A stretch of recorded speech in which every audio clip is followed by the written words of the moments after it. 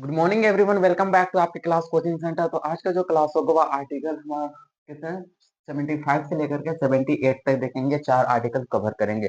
पिछले क्लास में हमने तो बता दिए थे राष्ट्रपति की न्यायिक शक्ति हो गया, फिर मंत्री परिषद क्या होते हैं। अगर फिर से रिवीजन के तौर पर देखा जाए तो राष्ट्रपति की न्यायिक शक्ति आर्टिकल 72 में दिया गया है, और उसके बाद कार्यपालिका का कानून बना सकते हैं राष्ट्रपति 73 में। और वेरी वेरी इंपॉर्टेंट मंत्री परिषद, तो मंत्री परिषद की चर्चा किसमें है? तो आर्टिकल 74 में मंत्री परिषद की चर्चा है। उसके बाद के हम आर्टिकल्स देखेंगे 75, 76, 77, 78, जिसमें से वेरी वेरी इंपॉर्टेंट जो आर्टिकल यहाँ पे देखने को मिलेंगे 76, जो पिछले क्लास में राष्ट्रपति की न्यायिक शक्ति आपको भूलना नहीं है। एक तो है 72, आर्टिकल 72 और 74, ये कितने 80% इंपॉर्टेंट है। 80% इंपॉर्टेंट है 72 और 74 आर्टिकल्स। लेकिन अगर पूछा जाए कि वहां 76 जो आर्टिकल्स है और 75 जो आर्टिकल है वह कितने परसेंटेज इंपॉर्टेंट है, तो 60% आप इसे इंपॉर्टेंस दे सकते हैं दो आर्टिकल को।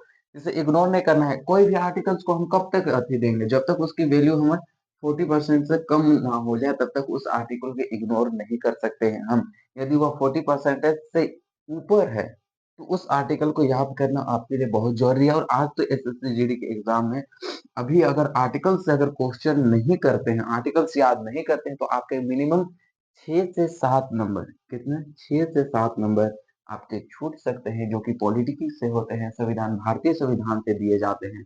और ये अगर नहीं कर पाए तो आपके फिर क्वेश्चन भी दिमाग होगा। और कम्पिटेटिव एग्जाम में आज का 5-6 नंबर बहुत ही मायने रखता है। तो आर्टिकल 75 स्टार्ट करते हैं। तो आर्टिकल 75 में क्या कहा गया है? तो मंत्रियों के बारे में कहा गया है। तो राष्ट्रपति जो है वो प्रधानमंत्री की सलाह पर प्रधानमंत्री से कहेंगे कि जो राष्ट्रपति साहब को कहेंगे कि आपको मंत्रियों की नियुक्ति करना है अनेक विभागों में। तो क्या करेंगे राष्ट्रपति जो होंगे कि मंत्रियों को देखेंगे, चुनेंगे, और विभिन्न प्रकार के अलग अलग विभागों में क्या करेंगे? मंत्रियों की नियुक्ति करेंगे। तो आर्टिकल 74 मंत्रिपरिषद की चर्चा है। और आर्टिकल 75 में इस मंत्रिपरिषद में बहुत सारे मंत्री होते हैं जिनको अलग अलग विभाग सौंपे जाते हैं। तो 74 में मंत्रिपरिषद के जो मंत्रीगण हैं उन्हें अलग अलग विभाग सौंपे जाते हैं। और वही 75 में कहा गया है कि जो अलग अलग विभाग को मंत्री को सौंपे जाएंगे उसकी नियुक्ति करने का जो काम होगा वह राष्ट्रपति का होगा। किसका होगा? राष्ट्रपति। तो राष्ट्रपति जो है अलग अलग विभाग में अलग अलग मंत्रियों की नियुक्ति करेंगे, जिसकी चर्चा आर्टिकल 75 में है। और ये किसके सलाह पर? तो ये पीएम के सलाह पर।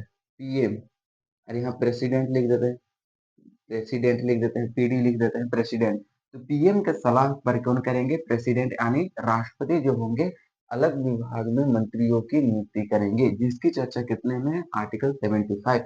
ये दोनों आपस में एक तरह से संबंधित है। 74 में मंत्री परिषद और उस मंत्री को अलग अलग विभाग में स्थापित करना है, तो उसका काम कौन करेंगे? प्रेसिडेंट करेंगे। किसके सलाह पर करेंगे? तो प्रधानमंत्री के सलाह पर करेंगे। ठीक है, यह आर्टिकल 75 में यही दिया गया है या तो कहे गए हैं बात, जो कि आपके भारतीय संविधान में भी देखने को मिलेंगे। तो आर्टिकल 75 समझ में आ गया कि राष्ट्रपति जो है वह अलग अलग विभाग में मंत्रियों की नियुक्ति करेंगे प्रधानमंत्री की सलाह पर। यही बात 75 में कहा गया। हम अब ये किस अधिनियम के तहत ऐसा व्यवस्था लागू किया गया? तो 1861 में लॉर्ड कैनिंग ने विभागीय प्रणाली प्रारंभ की थी। 1861 की बात है, जब लॉर्ड कैनिंग हमारे भारत देश के वायसराय बनते हैं। वायसराय कब बनते हैं लॉर्ड कैनिंग? 1857 की जब क्रांति होती है तो उस समय भारत के वायसराय कौन थे? लॉर्ड कैनिंग थे। तो 4 साल बाद 1861 में उन्होंने विभागीय प्रणाली लागू की। अब उस विभाग में मंत्रियों की आवश्यकता है। उस कार्य को करने के लिए मंत्री चाहिए। क्या विभाग बना के छोड़ दिए जाएंगे? नहीं, उसे चलाने के लिए एक ना एक तो मंत्री चाहिए। तो उसी के मंत्री की नियुक्ति करने के लिए राष्ट्रपति जो है वो 75 में कह दिया गया है कि इसकी नियुक्ति राष्ट्रपति करेंगे, जिसकी चर्चा हमारे भारतीय संविधान के आर्टिकल 75 में है। तो ये कौन सा अधिनियम के तहत है? तो 1861 के अधिनियम के तहत उसी टाइम विभागीय प्रणाली स्टार्ट किए गए थे। यह भी आपको याद रखना है। अगर अधिनियम पूछा जाए ये दे दीजिएगा, और अगर आर्टिकल्स पूछा जाए तो 75 दे दीजिएगा, जो कि यहाँ पे अधिनियम के बारे में विस्तारित से लिखा गया है। लॉर्ड कैनिंग वो सब हमको समझाने का काम है, यहाँ पे आपको अच्छे से समझा देना, बाकी आप इसको बाद में स्क्रीनशॉट भी ले सकते हैं, ठीक है। तो आर्टिकल 76 में है महान्यायवादी, वेरी वेरी इंपॉर्टेंट, महान्यायवादी, महान्यायवादी। तो महान्यायवादी कौन होते हैं भाई? आज तक हम महान्यायवादी के बारे में नहीं जानते हैं, तो ये महान्यायवादी कौन होते हैं?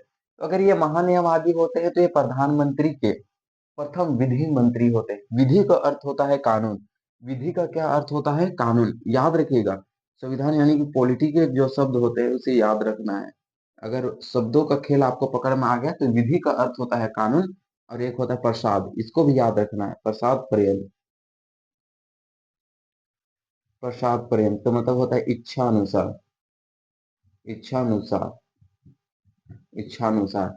प्रसाद पर्यंत का अर्थ होता है इच्छानुसार और विधि का अर्थ होता है कानून। तो यही होते हैं महान्यायवादी जो होते हैं, वे पीएम के प्रथम, ये पीएम के क्या होते हैं? प्रथम विधि मंत्री होते हैं।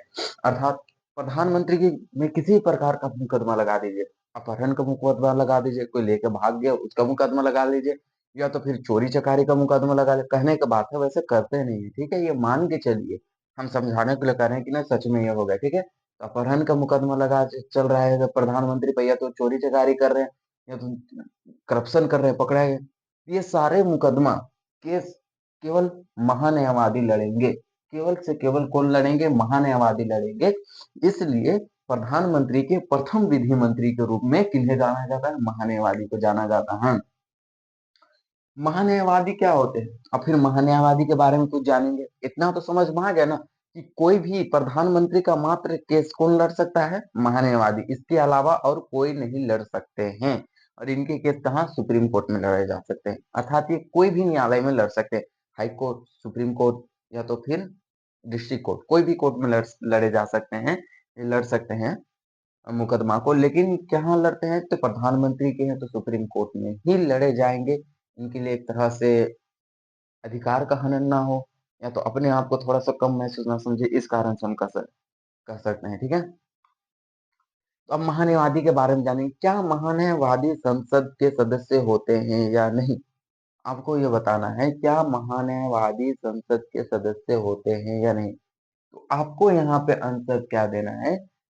महान्यायवादी जो होते हैं वे संसद के सदस्य नहीं होते हैं। जब वह संसद के सदस्य नहीं होंगे तो वोट भी नहीं दे सकते हैं। वोट वही दे सकते हैं जो संसद के सदस्य होंगे, लेकिन ये तो संसद के सदस्य नहीं है, इस कारण से महान्यायवादी वोट नहीं दे सकते। हाँ, लेकिन एक बात याद रखिएगा कि संसद के प्रत्येक कार्रवाई में कुछ भी काम हुआ उसमें भाग अवश्य ले सकते हैं, वह भाग जरूर ले सकते हैं, लेकिन वह संसद के सदस्य नहीं होते हैं, ना ही वह संसद में वोट दे सकते हैं, वोट देने का अधिकार है। तो अब पूछा जाएगा कि ये महान्यायवादी के कार्यकाल कितने होते हैं, कितने समय के लिए आते हैं? तो महान्यायवादी का कार्यकाल नहीं होता है, कोई कार्यकाल नहीं होता है, वह प्रसाद प्रयंत्र पर होते हैं। प्रसाद प्रयंत्र, किसके प्रसाद प्रयंत्र पर होते हैं? तो राष्ट्रपति के प्रसाद प्रयंत्र पर होते हैं। प्रसाद प्रयंत्र, राष्ट्रपति के प्रसाद प्रयंत्र का अर्थ क्या होता है? इच्छानुसार। राष्ट्रपति की इच्छानुसार होते हैं, राष्ट्रपति इन्हें जब चाहे तब हटा सकते हैं। तो ये राष्ट्रपति के प्रसाद प्रयंत्र पर होते हैं, इनका महान्यायवादी का कोई कार्यकाल नहीं होता है। ना ही ये संसद के सदस्य होते हैं, ना ही वह संसद में वोट दे सकते हैं, अपितु वो कार्रवाई में भाग ले सकते हैं। और इसे महान्यायवादी को महान्यायवादी को पैसा कहाँ से दिए जाते हैं? अगर बात आती है महान्यायवादी को पैसा और सैलरी के, तो ना ही इसे संचित कोष से नहीं दिया जाता है। संचित संचित कोष,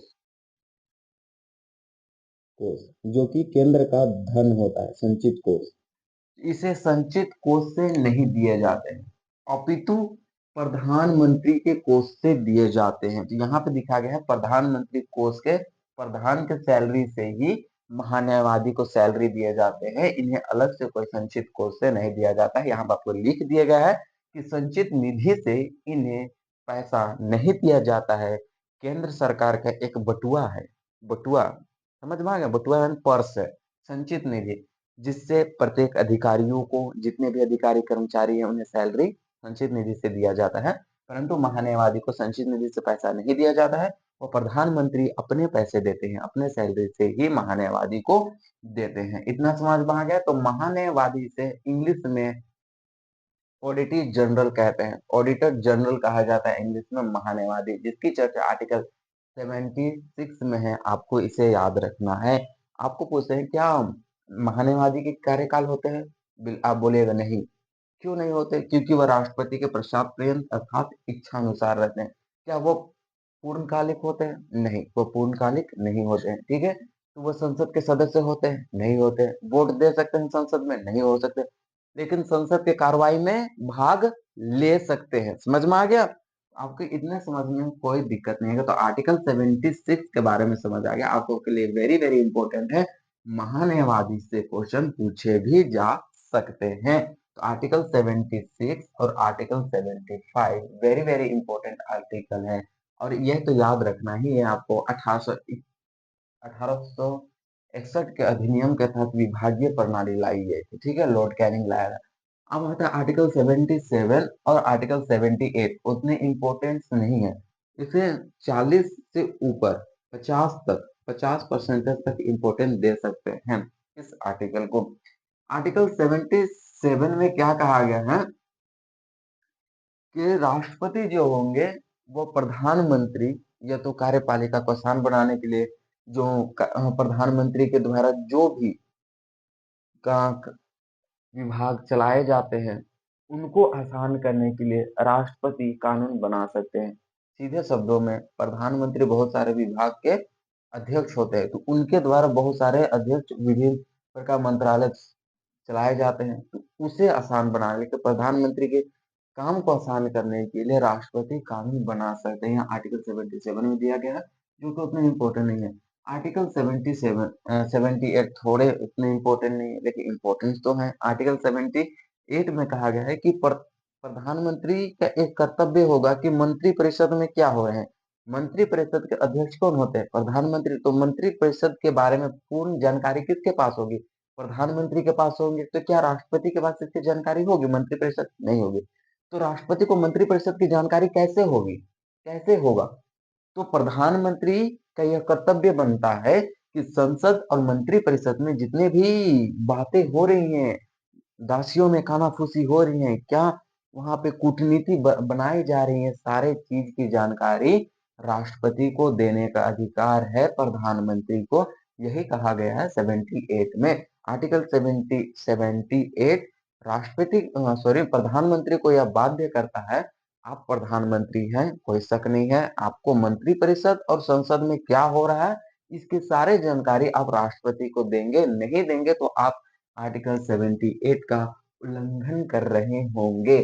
तो आर्टिकल 78 का राष्ट्रपति उल्लंघन नहीं, सॉरी प्रधानमंत्री उल्लंघन नहीं करते हैं, और जितने भी जानकारी है वह राष्ट्रपति को देते हैं।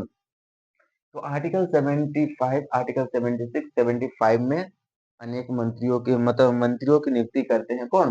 प्रधानमंत्री की सलाह पर मंत्रियों की नियुक्ति अनेक विभाग में कौन करते हैं? राष्ट्रपति। 75 में दिया गया कौन से अधिनियम के तहत? 1861 के अधिनियम के तहत। आर्टिकल 76 में महान्यायवादी के बारे में चर्चा दिए गए हैं, जो कि प्रधानमंत्री के प्रथम विधि मंत्री होते हैं। आर्टिकल 77 में प्रधानमंत्री के मंत्रालय को आसान करने के लिए राष्ट्रपति नियम कानून बना सकते हैं। आर्टिकल 77 में। आर्टिकल 78 में या तो फिर वह मंत्री परिषद हो, सॉरी यहाँ पे मंत्री परिषद हो